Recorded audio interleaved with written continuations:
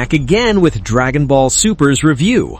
Alright folks, once again Goku faces a tough test against Jiren. Since he can only access Super Saiyan Blue, he tries a few tricks to get his powerful opponent to the ring. It's a good trick, but unfortunately, he's not facing any ordinary fighter, so Jiren can still calmly return to the arena and is ready to start a new nightmare. He's a monster! And now, Jiren doesn't care anymore about Goku's little tricks. He just walks and faces everything without a single injury. Man, this is a monster ready to go on a rampage. Alright, a little extra energy is released. Jiren not only surprises Goku with a shockwave, but also beats the Saiyan to the punch. After being beaten so badly by Jiren, Goku finally experienced another silent moment. Well, for a Saiyan, moments like this are not a sign of giving up, but a sign to put up a harder fight. There are even moments like this that are used to gain an awakening. So will instinct return? Don't worry, not yet. Besides Super Saiyan Blue, there's still Kaioken. But besides Goku, the incident also had an impact on Vegeta. Yeah, previously he had also been defeated badly by Jiren. The prince also had a moment with a sudden flashback of his promise to Kaba. How could he revive the 6th universe if he lost? It was impossible. And this is what ultimately became the source of Vegeta's limit-breaking shell. The strength of his determination, self-esteem, and strong promise took him beyond the level of Super Saiyan Blue. I'll shatter through my limits, in my own way, on my own terms! Super Saiyan Blue evolved evolution. Man, he evolved because of an emergency situation to face Jiren's power. He also got awakening because Vegeta is a talented fighter after all. And evolution? Well, this is an evolution that the Grand Minister said was a limit-breaking shell. Congratulations to the prince. It appears Vegeta has crashed through his limitations as well. Alright, so two cool things we got here. A rare duet between Vegeta and Goku. One using Super Saiyan Blue Kaioken, and the other with Super Saiyan Blue Evolution. Man, their power and energy are intimidating, but it's still not going to be easy to fight Jiren. Anyway, this is a pretty cool combination for DBS fans to see. The animators have done a great job depicting it. See ya!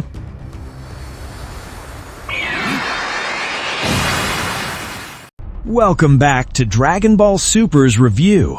Having lost against the duet of Freeza and Android 17, Toppo finally made the biggest decision in his life. Yes, he has been training all this time, but his heart still hasn't decided to enter the mode as a candidate for the successor of the Destroyer. Then guess what? This time he is determined. Become Toppo the Destroyer, who will later become Belmod's replacement. Wow, isn't this a formidable opponent? Hell yeah, even too strong for Freeza and Android 17. Yes, we have now witnessed the birth of Toppo the Destroyer! But how far is the power difference between Freeza and Android 17? Man, it's already very different. With Toppo's ability to manipulate destruction energy, it seems like he can't be touched by the attacks given by his opponent. If only this wasn't a tournament, then surely the two fighters from Universe 7 would be eliminated. Yes, both Freeza and Android 17 have indeed presented maximum tricks and resistance, but once again, the enemy is too strong. I have to give you credit for surviving this long against me. Then, while Toppo still has to serve Android 17 and Freeza, now let's look at the other side. There's the Saiyan duo, Goku and Vegeta, and now they're facing Jiren. In terms of power, they seem to be at their maximum, especially the Prince, who got an upgrade to Super Saiyan Blue Evolution, duetted with Super Saiyan Blue Kaioken Goku. Will the duet work? It's still the same. Jiren still doesn't look that serious. A valiant effort. You've shown me the true extent of your power. Alright, since it looks like Freeza and Android 17 have reached a stalemate, it's time for a little change to save their fate. Eventually, the two fighters approach the area where Jiren is still fighting the two Saiyans, and that's where the turn change will happen, guys. It's time for either Frieza or Android 17 to step aside and leave it to the other party. After seeing and regrouping with Jiren, this time it's time for Toppo the Destroyer to make his choice. Will he stick with his previous two opponents, trying to find a relatively easier win while reducing the number of fighters from Universe 7? Sounds like a good strategy, but he doesn't do that, because Toppo chooses Vegeta. If we think about it, why did Toppo choose Vegeta? Basically, this is a proof, guys. From the beginning of the tournament until now, the Prince is still considered the second strongest of the 7th universe. Well, Vegeta won't admit it, but Toppo is clearly different. He is even proud and really admits that he is still below Jiren. So this is the decision he wants to make. Second ace against second ace. Man, it sounds a bit downgrade, indeed. See ya. You still cannot defeat me, warrior. Accept your fate. Welcome back to Dragon Ball Super's review. In the end, Toppo the Destroyer chooses to face Super Saiyan Blue Awakened Evolution Vegeta. Man, that's a long name. So you could say their fight is the determination of the second strongest in their respective universes. Hell, Vegeta wouldn't be proud of that title, but not Toppo, obviously.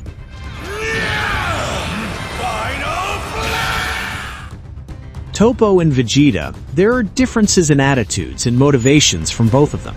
On one hand, the leader of the Pride Troopers came to the Tournament of Power purely to save the 11th universe from being wiped out. If there wasn't such a huge threat, let alone activating the God of Destroyer mode, he wouldn't even come to the Tournament of Power. While what about Vegeta? There are similarities, but this is also a self-proven event in front of the fighters and gods in the multiverse. This is the most appropriate stage to show off your abilities. Not only Goku is the strongest here. Understand?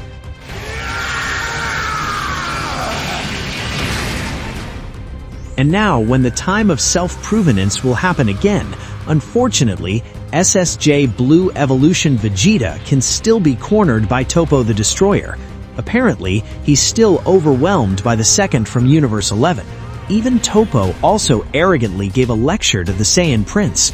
Man, too quick to be happy. He doesn't know what a Saiyan will be like who starts fighting for his pride. I guess it pays to become a destroyer, doesn't it? So why do we say Toppo is too quick to judge? Here's the thing. What's at stake in the Tournament of Power is indeed enormous, and it's clear that it won't just affect the fighters from Universe 11. Everyone in Universe 7 will too, especially the Saiyan Prince, who has a family and has a strong promise to other Saiyans like Kaba. This will give the Prince fuel to unleash even greater power and energy. Yes, this is Vegeta style. Toppo, you're in big trouble. Unlike you, I won't abandon all that to play God! Then it's clear, after the great energy is reawakened based on every motivation, Super Saiyan Blue Evolution Vegeta goes berserk again. No matter if Toppo has ki like a god of destruction or something. No, it won't have a big effect. The opponent will still be beaten, will still be humiliated.